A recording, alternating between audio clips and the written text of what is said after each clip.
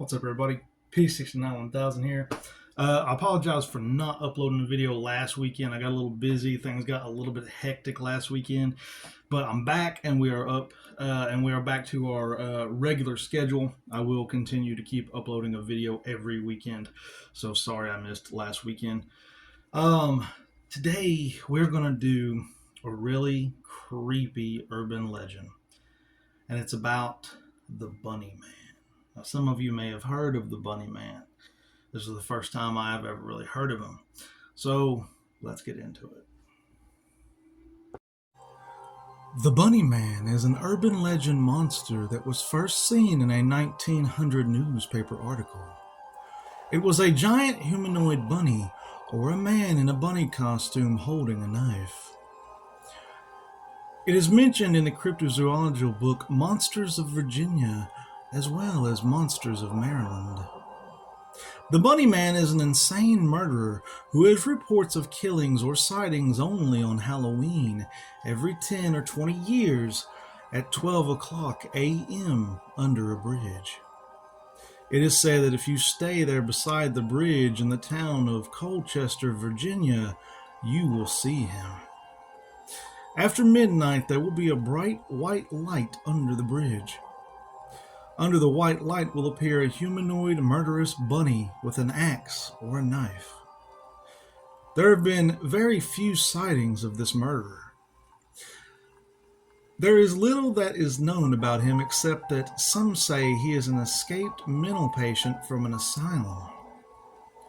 The tale of the Bunny Man started with a series of unresolved brutal murders that allegedly originated from an insane asylum that existed buried in the wilderness of Clifton, Virginia in the early 1900s. Just as the lunatics in the asylum were about to be brought to their death, it had shut down. More and more people were beginning to move into the town where the asylum was. The mayor issued a formal request for the head of the asylum to move the people somewhere else so they wouldn't escape and cause chaos in the town. According to the tale, in the autumn of 1904, the inmates were packed into 15 transports to be moved to the new facility. It is said that sometime during the journey to Lorton Prison, the driver of one of the vehicles violently swerved for the purpose of avoiding something in the road, and the transport careened off the road and crashed into the dark wilderness. Most of the inmates abroad and the driver were killed in the crash, but some survived and escaped into the surrounding landscape, disappearing into the black of night. The very next day, police were hard at work scouring the area to hunt down the escaped inmates. After an extensive search that lasted for months, the authorities are said to have apprehended all but 2 of the escaped 10 convicts that had escaped. A Marcus A. Walster and Douglas J. Griffin. As the police were still searching, they saw a footprint in the mud. And in the footprint it said, "You'll never find me, and you know it as well." Signed, the Bunny Man. The police knew what happened to one of the inmates, but not the other.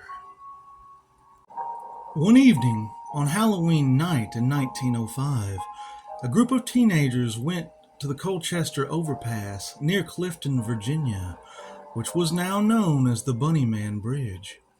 It is said that 3 of the teens would later be found dead, their throats slashed with long cuts up their bodies as if they'd been gutted like a rabbit. The story apparently caused quite an uproar at the time, with parents warning their kids not to go anywhere near the bridge. Another night on Halloween, the Bunny Man allegedly struck again. This time, 7 teens were said to be partying under the bridge while one, a young woman by the name of Andrea Hilton, was still spooked by the stories and attempted to keep her distance.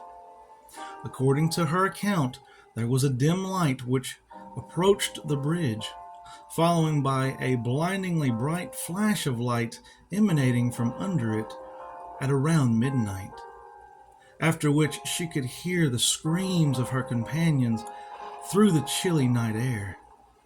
When she went running to investigate, she found the bodies of all her friends hanging under the bridge, mutilated in a similar manner to the teens who had been found the previous Halloween.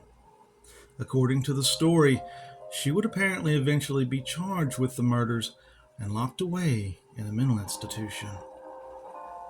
The murders happened again in 1913, and again in 1949, and again in 1976. The bodies of several teenagers were allegedly found hanging under the bridge, murdered and mutilated in a similar fashion. There is no one who actually survived to tell about the experience of facing the Bunny Man face to face, but people have had their cars hit with a supposed axe that was flung into their windshield. The police and some of the murder victims' friends and family were the only people to survive. Some people who lived close to the bridge but never walked near it have some things to say about the supposed Bunny Man.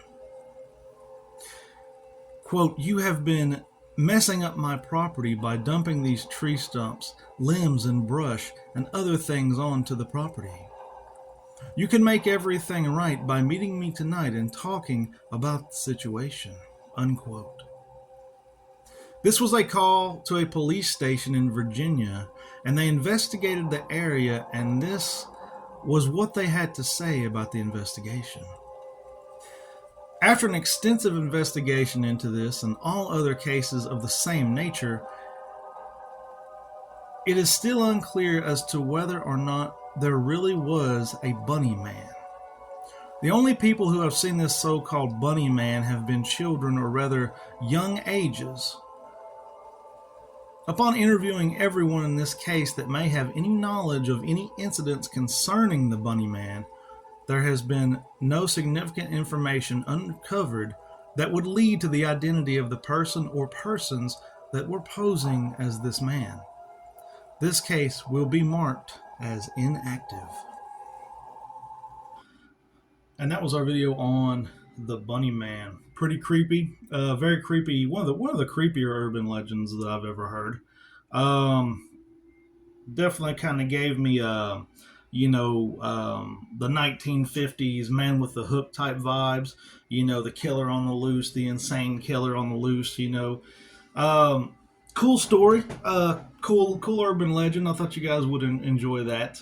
So that was a fun little urban legend to do. I'd really never heard of it until today, but it was very similar to the 1950s urban legends where they tried to keep the teenagers from going out at night and staying out too late. So hope you guys enjoyed that one.